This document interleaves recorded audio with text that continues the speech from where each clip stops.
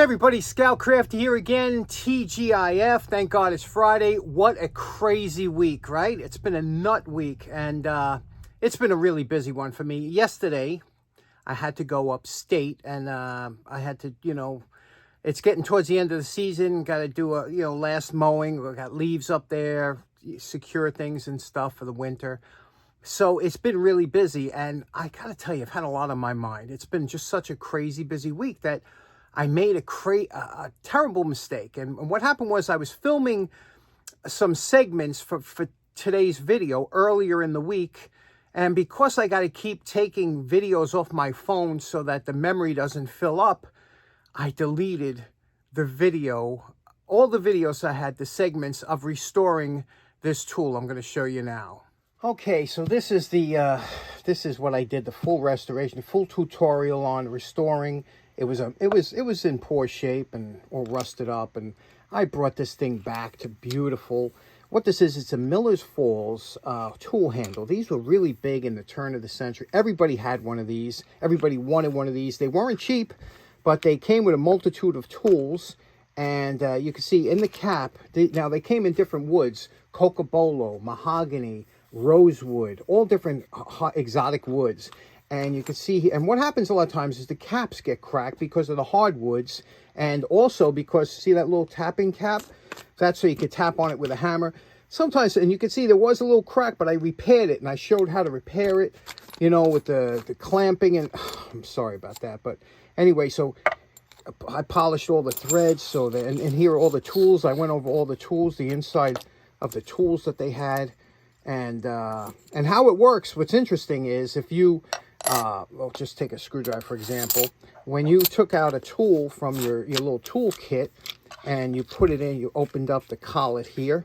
And again, these were so popular, especially for model makers, things like that. Everybody had one. You put the tool in here, you tightened it up. And because of the way this collet was designed, when you tightened up on this, and this thing was solid. I mean, it was not moving back and forth. It was solid in there.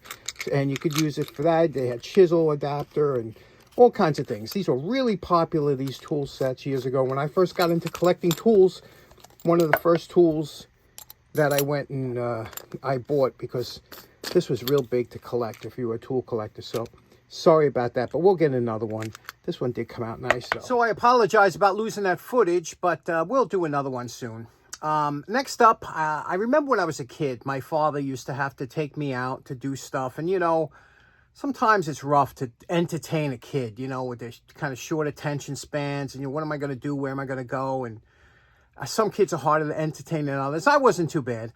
But what my father used to take me sometimes is he used to take me down to the airport, LaGuardia Airport, to watch the planes come in. I used to get a kick out of seeing these. And I still do.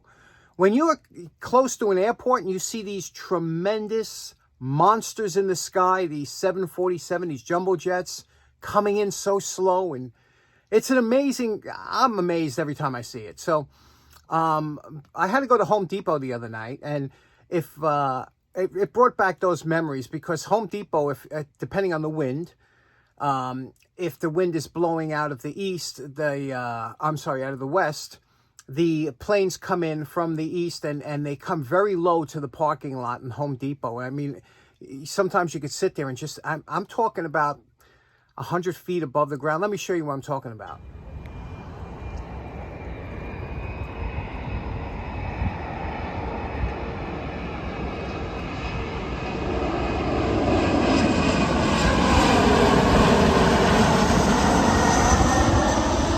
So that brought back a lot of memories. And then the other day was a lunar eclipse. Now, a lunar eclipse and solar eclipse are two different things. With a solar eclipse, the moon comes between the sun and the earth. And with a lunar eclipse, the earth comes between the sun and the moon, and it casts a shadow on the moon.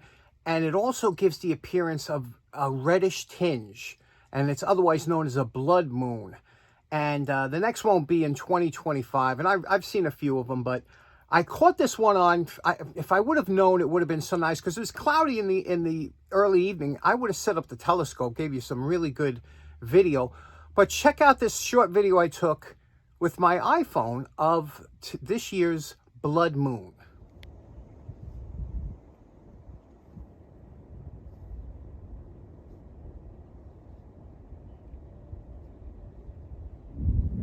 Okay, next up, I got a real funny story for you. You know, I told you the poor man's flea market's been drying up because the weather's cooling down and stuff. But sometimes when you get a 3-day weekend, or like we did with election day, some people had off or whatever. It was almost considered like a holiday, more or less. Some people get off early from work, whatever the case. A lot of people do a little cleaning up and throw out stuff, and it was nice weather. So I went walking, and sure enough, there was some nice stuff that I saw being thrown. Stuff that always amazes me being thrown out, that I find it cool, especially if I had kids in the neighborhood. I would grab it for them, but I don't. And then I went by Al's house, the guy that always threw out all the great stuff, and look what I saw.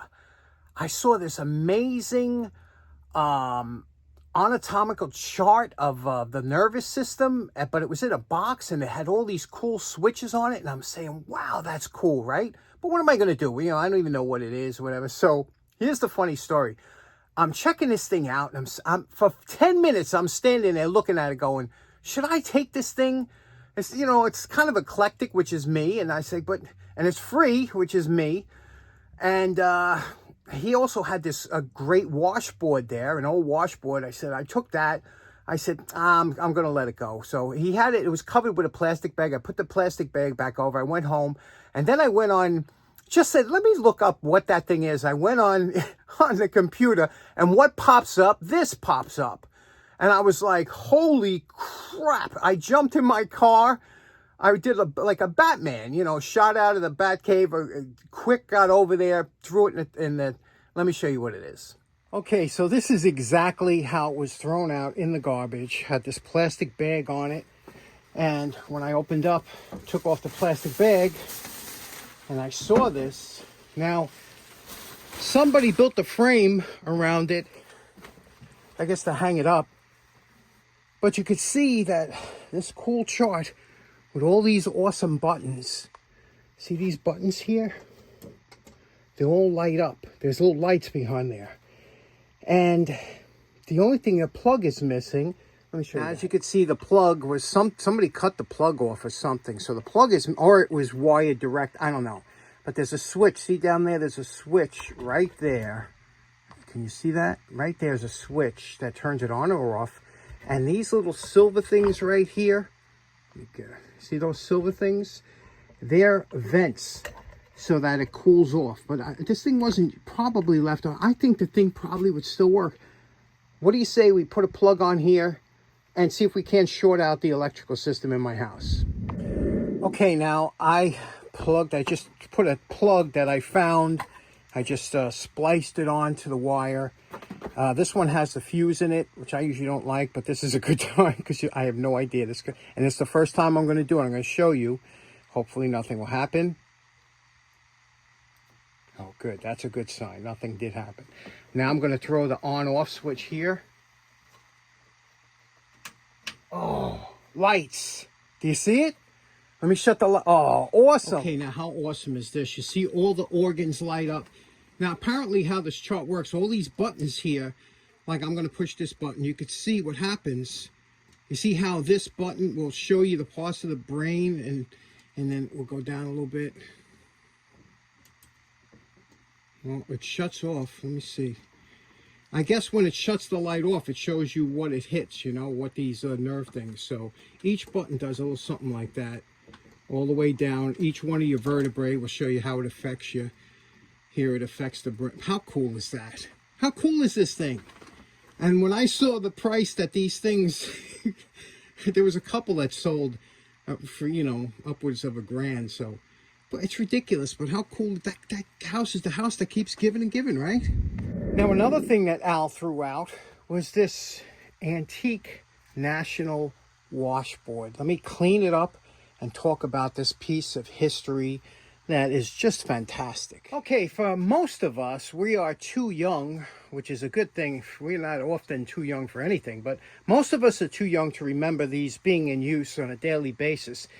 But this is actually called a washboard, and back between the late 1800s and early 1900s, they were super common. Everybody had one.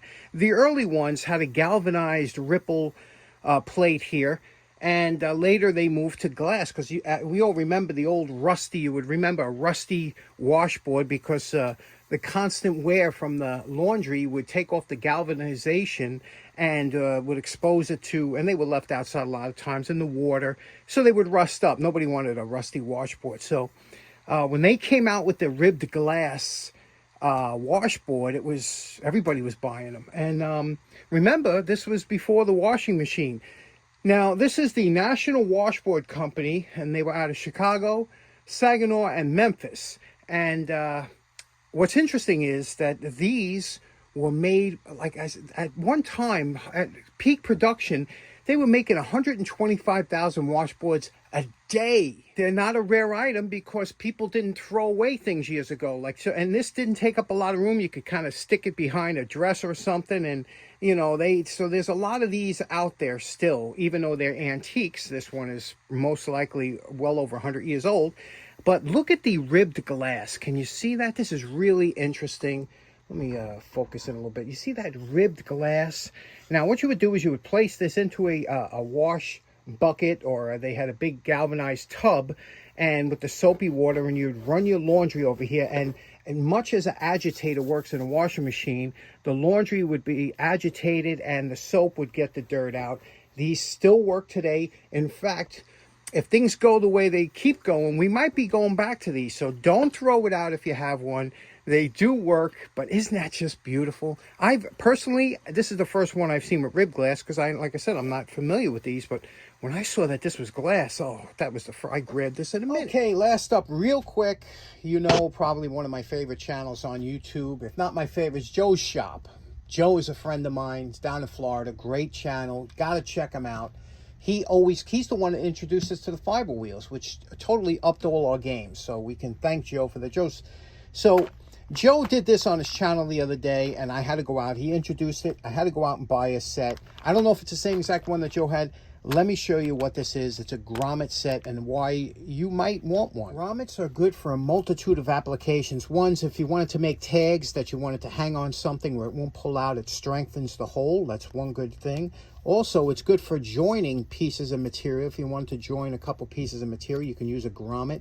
And depending on the length of the grommet here, depending on the length, that's how thick of a material you could join. This here grommet is really good for something that's about 1/8 of an inch thick. So let me get a piece of material and show you how easy it is to use. Now here's the included punch that comes with it, and it's a decent quality punch. But you see, in order to keep this sharp, which is really important because it's not like an Osborne or a leather making punch that you would get. When you use a punch, it's very important to have something that will absorb so it won't dull the edge of the punch. Now, in leatherworking, we use plastic polyethylene self-healing mats that are thick and it's really good. But if you don't have one of those, the next best thing, which works fantastic, is end grain. So just cut a piece of 2x4, hopefully a pine, not something super hard, and with the end grain, that will not dull your punch and let you cut in, because the end grain is like a bunch of straws. It'll go wrap around it. Let me show you how great this works. We'll use it in the vise. Okay, now we have it secured in the vise, the block of wood, end grain up. If you have a brass hammer, it's always preferable to use a brass hammer. We're going to just put a hole right here. Just give it a quick tap. You'll feel it go through. And when it does, you see how once it pierces the cardboard, you're good to go. Now to insert the rivet, there's a male and a female. Here's the male part. Place this into the hole you just made, just like that. And on the other side, there's the little washer. Now the washer has a convex and a concave. You want to put the convex over the top, okay? And just like this. Now you see when it's seated, now all you're going to do is you're going to take your tool, and the tool that has the dimple side, you see there's a dimple on that one. This one has a hole in it. This one has a little protrusion. The protrusion goes on the side that you're going to curl down, which is the male side. Place this over here like this. Make sure it's seated properly. Give it a little bit of a squeeze. Give it a turn. Give it another squeeze. I like to, because these don't close super parallel, but you see how nicely that works, and it'll flatten it down. And there it is. You can join some material. You can make nice tags that are professional.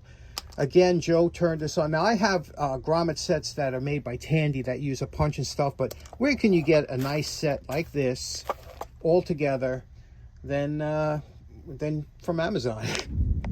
Okay, so in closing, that was a big mosh today. We covered a lot of stuff. I hope you enjoyed it. And special thanks goes out to Joe's shop. I have a link in the description of his video on the tool that we just demonstrated. Go check him out. Go subscribe. He's just a great guy. And he always comes up with good stuff for us to buy. Anyway, thanks so much for tuning in. Hope you have a great weekend this weekend. Bye-bye now.